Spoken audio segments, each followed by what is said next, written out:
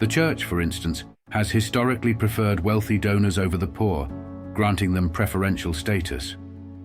Wealthy individuals may fear death and the possibility that their wealth means nothing in the grand scheme, leading them to believe in an afterlife where they can secure a favorable position.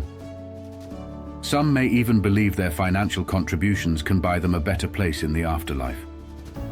This perspective is reinforced by the Church's tendency to support political parties that benefit the wealthy, allowing wealthy donors to use religion as a means to support their own interests while avoiding taxes through political connections. Religions like Christianity sometimes promote the idea of a chosen people or a master race. Those who donate heavily to religious institutions often see themselves as part of this elite group, believing that their wealth is a sign of divine favor. This reinforces the belief that they are not only financially but also spiritually superior, having bought themselves a better place in the afterlife compared to the less fortunate. This illusion of divine favor allows them to justify their privileged position, often ignoring the very principles of humility and compassion that their faith espouses. What is it about money that makes people believe they're somehow destined for greatness? Is it true that wealth can distort our perception of our own worth, or even our place in the universe? Throughout history, we've seen time and again how some of the wealthiest individuals have behaved as though they were God's chosen, acting as if their fortune granted them divine authority. But is this just ego, or is there something deeper at play? Is it a product of societal reinforcement, or could it be the inevitable outcome of living in an environment that idolizes wealth? These are questions worth exploring because the impact of wealth on human behavior has far-reaching consequences for everyone, not just the rich. Whether it's about influence in decision-making or how resources are distributed, understanding the mindsets of the wealthy can give us crucial insights into why society operates the way it does. Wealth has long been associated with power, status, and even virtue. But does having more money truly elevate someone to a higher plane of humanity? Today, we're diving deep into why people with money can act as though they're the chosen few, examining historical examples, expert opinions, and psychological insights to unravel this age-old phenomenon. From the gilded halls of European monarchs to the extravagant lifestyles of modern tech moguls, there is a pattern worth exploring, and the answers may surprise you.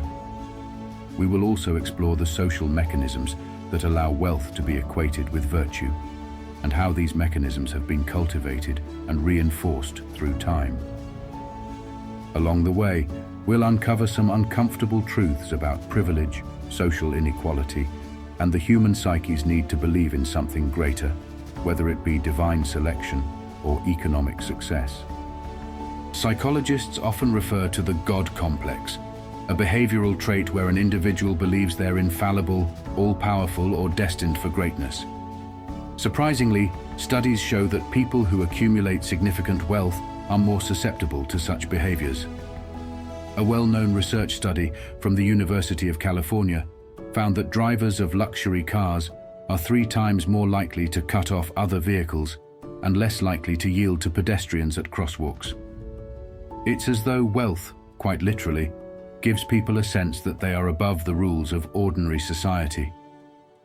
It's not just about driving behavior either. The same sense of entitlement seems to extend into other aspects of life, including professional decision-making and even moral considerations. When people start to believe that they are different or superior because of their wealth, it shapes how they interact with others, making them less inclined to follow societal norms and more inclined to act in self-serving ways. The phenomenon of the God complex can lead to the dangerous belief that wealthy individuals are above reproach and that their actions, regardless of their consequences, are justified by virtue of their success. But what about empathy? Research suggests that wealth can actually reduce our capacity for empathy. A study conducted by the University of California, Berkeley, found that individuals with higher socioeconomic status were less likely to accurately read other people's emotions compared to those with lower socioeconomic status. This phenomenon occurs because wealth can create a sense of independence, insulating individuals from the struggles and challenges faced by others. When people no longer experience the daily hardships that many endure, their ability to empathize diminishes. In other words, wealth doesn't just change how we see ourselves, it changes how we see others. Wealthy people often live in environments where they are surrounded by others of similar means, creating a bubble that limits their exposure to the diverse realities of life. This lack of exposure fosters an us versus them mentality, where the struggles of the less fortunate are seen as alien or even as personal failings, rather than systemic issues. Over time, this can create a disconnect so profound that it becomes difficult for wealthy individuals to relate to the broader human experience, leading to decisions and behaviors that may appear callous or indifferent. Jesus said in the Sermon on the Mount, "Wherever your treasure is, there the desires of your heart will also be." Matthew 6:21. He also said, "No one can serve two masters, for you will hate one and love the other. You will be devoted to one and despise the other. You cannot serve God and be enslaved to money." Matthew 6:24. People have been making wrong choices since the time of Adam and Eve in the Garden of Eden. Money can bring people temporary pleasure, power, prestige, and possessions. But after many years, some realize that pursuing wealth is not the most important thing in life. Relationships are truly the most significant. First, one's relationship with God the Creator, and second, with family and friends. Seldom do dying people ask about how their stocks or finances are doing. Rather, they want their family and friends close. King Solomon said at the end of his life, "That's the whole story. Here now is my final conclusion. Fear God and obey his commands, for this is everyone's duty." Ecclesiastes 12:13. We would be wise to follow his words. The notion of wealthy people believing themselves to be divinely favored is far from new. During the Middle Ages, European royalty was often said to be ruling by divine right, a belief that they were God's appointed representatives on earth. This attitude wasn't just rhetoric. It informed policies and shaped societies. And this isn't unique to Europe. In ancient China, emperors were considered to have the mandate of heaven, giving them not only political authority, but a near mythical status above common citizens. Today, the symbols have changed: private jets, penthouses, exclusive social clubs. But the mindset often remains the same. The concept of being divinely chosen creates a narrative that is both empowering and isolating. For the wealthy, it can provide a sense of purpose and justification for their privilege, but it also sets them apart from the rest of humanity. This separation can be both a shield against criticism and a source of loneliness, as the pressures of maintaining power and wealth create an environment where vulnerability and genuine human connection are rare commodities. Let's not forget the role of influence. The rich don't just have more money, they have more control over economic and political systems. When wealth translates into power, it creates an environment where the wealthy begin to see themselves as untouchable, almost as if they're playing a different game than the rest of society.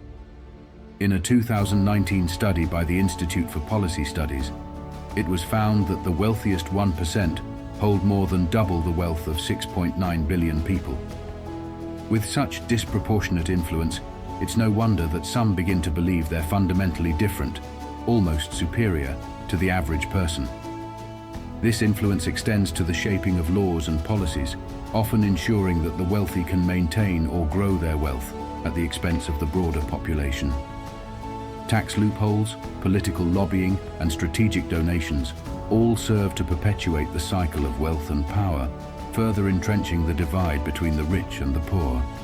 As this gap widens, the perception of the wealthy as somehow more deserving or more capable only grows stronger, reinforcing a cycle of privilege that is difficult to break. Consider some real-life examples.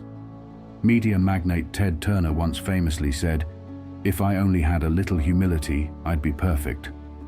Statements like this are not uncommon among the rich and powerful, as if their wealth allows them to transcend normal human limitations. Take Elon Musk, who's been referred to as a visionary, but has also faced criticism for disregarding regulations that don't align with his vision. To many, these actions might seem reckless, but for Musk, it's part of fulfilling a self-perceived destiny to save humanity. The line between self-confidence and a God complex often blurs when one holds immense wealth. Another example is Jeff Bezos, whose ambitious space exploration projects are often framed as efforts to advance humanity, but critics argue that they reflect a desire for personal legacy rather than genuine altruism. The behavior of these individuals highlights a common theme. When wealth reaches a certain level, it often comes with a sense of mission or destiny that can either inspire great achievements or lead to dangerous hubris. We spoke with Dr. Amy Hamilton, a sociologist specializing in wealth and behavior, to understand the social dynamics at play. According to Dr. Hamilton, wealth can create a bubble that insulates individuals from everyday experiences. This lack of exposure to the struggles of common people leads to a skewed worldview, where wealthy individuals start to genuinely believe they're fundamentally different, chosen, in a sense, to lead or dominate. Dr. Hamilton's research highlights the power of echo chambers in reinforcing these beliefs, where affluent individuals surround themselves with people who affirm their elevated status. These echo chambers are not just social, they are also digital. The wealthy can curate their news and social media feeds to align with their worldviews, further insulating themselves from the broader reality. This echo effect creates a feedback loop where their beliefs about themselves and their place in the world are continually reinforced, making it even harder for them to empathize with those outside their social sphere. In today's digital world, social media has amplified these attitudes. We see the wealthy flaunting their lifestyles on Instagram, TikTok, and YouTube, often portraying their success as proof of personal superiority or divine favor. This portrayal not only affects their perception of themselves, but also influences how the public views wealth, often equating money with moral virtue. But is this a fair assessment, or just an illusion fed by curated online personas? The reality is that these portrayals are often carefully constructed to present an image of success that goes beyond financial wealth. It's about influence, happiness, and even moral authority. The danger is that these images can lead to unrealistic expectations and the belief that wealth inherently makes someone a better, more capable person. For those who aren't wealthy, this can foster a sense of inadequacy or failure, while for the wealthy, it can create an inflated sense of self-worth and invulnerability. So, what drives this behavior?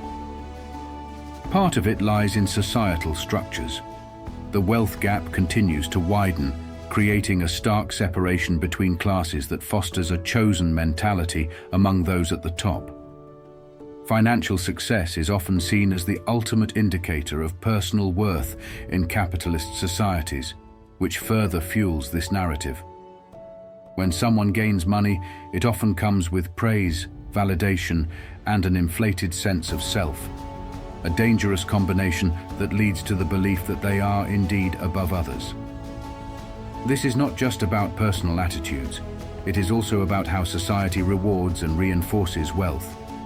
Media, education, and even government policies often uphold the idea that financial success is synonymous with personal virtue.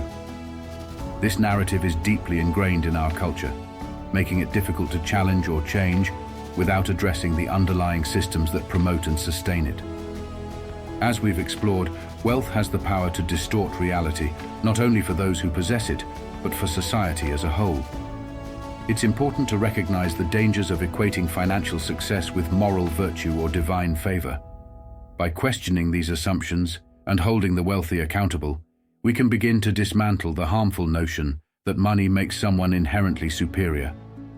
So next time you see a display of wealth, ask yourself, does this really make them different, or are they just human like the rest of us?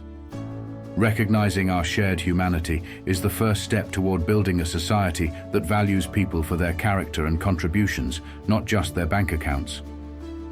Let's challenge ourselves to see beyond the illusion of wealth and focus on the qualities that truly make someone great: compassion, empathy, and in our